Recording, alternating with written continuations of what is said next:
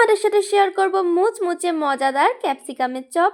গরম গরম ক্যাপসিকামের চপ যদি চায়ের আড্ডায় থাকে তাহলে আর কিছুই লাগবে না, আড্ডাটা জাস্ট জমে যাবে।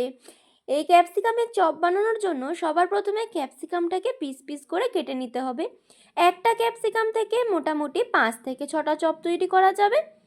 এবার আমরা সিদ্ধ করে রাখা আলুটাকে প্রথমেই স্বাদ মতো লবণ, 1 প্যাকেট চাউমিন মশলা, ভাজা বাদাম আর পেঁয়াজ কুচি দিয়ে রেডি করে রেখেছিলাম। এবার তার মধ্যে একটা সিদ্ধ ডিমকে ভালোভাবে মাখিয়ে নিলাম।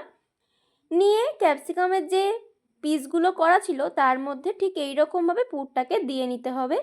রেডি হয়ে গেল আমাদের ক্যাপসিকামগুলো। এবার একটা বোলের মধ্যে বেসন, জল আর স্বাদ মতো লবণ দিয়ে একটা মিডিয়াম থিকনেসের ব্যাটার তৈরি করে রেখেছিলাম। এবার ওই ব্যাটারের মধ্যে একটা একটা করে ক্যাপসিকামকে ডুবিয়ে গরম তেলের মধ্যে দিয়ে ভেজে নিলেই রেডি হয়ে যাবে ক্যাপসিকামের চপ। আসলে আমি আজকে অনেকগুলো ক্যাপসিকাম দিয়েই চপ বানিয়েছি, দিকে একটু তাড়াতাড়ি থাকার জন্য ভিডিওটা শেষের দিকেই করছি। এই তেলের মধ্যে আগের চপ ভাজার যে এক্সট্রা গুঁড়ো গুঁড়ো অংশগুলো সেগুলো রয়ে গেছে। এবার একটা প্লেটের মধ্যে গরম গরম ক্যাপসিকামের চপ সাথে স্যালাড আর কাসুন্দি সস দিয়ে সার্ভ করলাম। কেমন লাগলো অবশ্যই জানাবেন।